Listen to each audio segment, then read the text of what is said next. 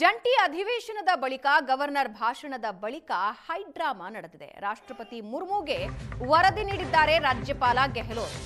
ಕಾಂಗ್ರೆಸ್ ಶಾಸಕರು ಅಡ್ಡಿಪಡಿಸಿದ್ದರ ಬಗ್ಗೆ ರಾಷ್ಟ್ರಪತಿಗಳಿಗೆ ವರದಿ ನೀಡಿದ್ದಾರೆ. ಭಾಷಣ ಮುಗಿಸಿ ತೆರಳುತ್ತಾ ಇದ್ದಾಗ ಕಾಂಗ್ರೆಸ್ ಶಾಸಕರು ಮುತ್ತಿಗೆ ಹಾಕಿದ್ದಾರೆ. ಜಿರಾಮ್ಜಿ ಕಾಯ್ದೆ ವಿರೋಧಿಸಿ ಘೋಷಣೆಗಳನ್ನ ಕೂಗಲಾಯಿತು.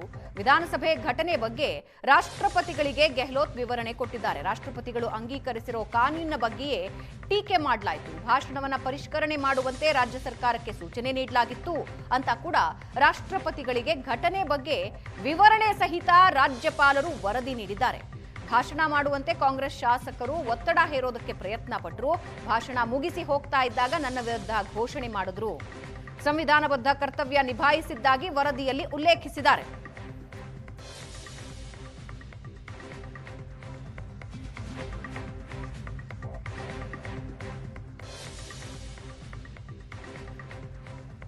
ಸಂವಿಧಾನಬದ್ಧ ಕೆಲಸ ನಿಭಾಯಿಸಿದ್ದೀನಿ, ಆದ್ರೆ ಕಾಂಗ್ರೆಸ್ ಶಾಸಕರು ಘೋಷಣೆಗಳನ್ನ ಕೂಗಿದ್ರು, ಮುತ್ತಿಗೆಯ ಪ್ರಯತ್ನ ಪಟ್ರು ಅಂತ ರಾಷ್ಟ್ರಪತಿಗಳಿಗೆ ಗವರ್ನರ್ ಗೆಹ್ಲೋಟ್ ವರದಿ ನೀಡಿದ್ದಾರೆ. ಈ ಬಗ್ಗೆ ಇನ್ನಷ್ಟು ಡೀಟೇಲ್ಸ್ ಹಂಚಿಕೊಳ್ತಾರೆ ನಮ್ಮ ಪ್ರತಿನಿಧಿ ಮಾರುತೇಶ್, ಈಗ ಏನು ಹೈಡ್ರಾಮಾ ನಡೀತು ಅದು ರಾಷ್ಟ್ರಪತಿಗಳ ಅಂಗಳಕ್ಕೆ ಹೋಗಿದೆ. ರಾಜ್ಯಪಾಲರ ವಿವರಣೆಗಳೇನಿದ್ವು? ಭವನ, ಈಗ ಅವತ್ತಿನ ಘಟನೆಯ ಸಂದರ್ಭದಂದ್ರೆ ವಿಧಾನಮಂಡಲ ಅಧಿವೇಶನದ ಆರಂಭದ ದಿನ ರಾಜ್ಯಪಾಲರು ಬರ್ತಾರೋ ಇಲ್ವೋ, ಬಂದ್ರೆ ಭಾಷಣ ಮಾಡ್ತಾರೋ ಇಲ್ವೋ ಅನ್ನೋಂತ ಎಲ್ಲ ಕುತೂಹಲಗಳಿಗೆ ಅವತ್ತು ಉತ್ತರ ಸಿಕ್ಕಿತ್ತು. ರಾಜ್ಯಪಾಲರು ಕೇವಲ 4-5 ಸಾಲಿನಲ್ಲಿ ಭಾಷಣ ಮುಗಿಸಿದ್ರು.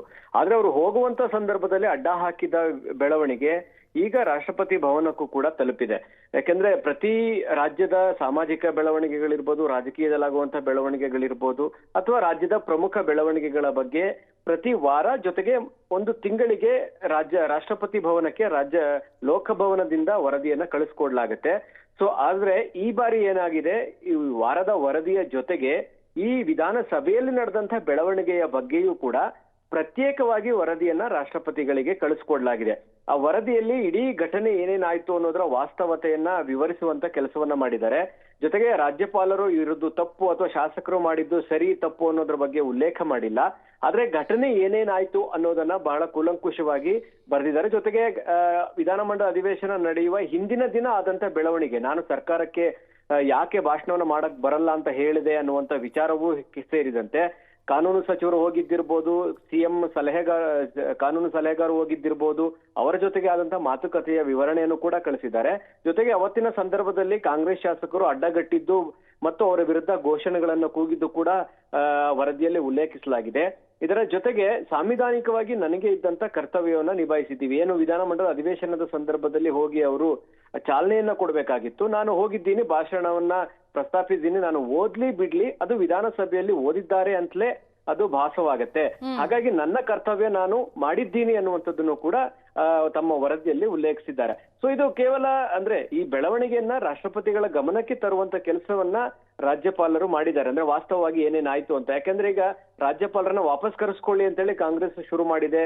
ಹೊರಗಡೆ ಹೋರಾಟಗಳಾಗಿದ್ದಾವೆ. ವಿಧಾನ ಪರಿಷತ್ನಲ್ಲಿ ಗೋ ಬ್ಯಾಕ್ ಗವರ್ನರ್ ಅಂತ ಘೋಷಣೆ ಕೂಡ ಕೂಗಿದ್ರು.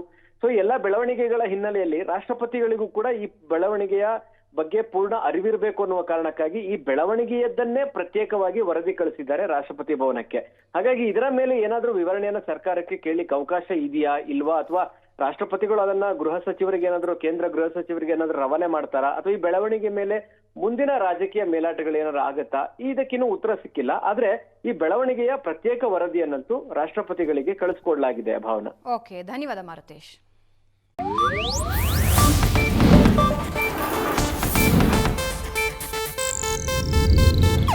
ಇದು ಏಷ್ಯಾನೆಟ್ ನ್ಯೂಸ್ ನೆಟ್ವರ್ಕ್ ಪ್ರಸ್ತುತಿ.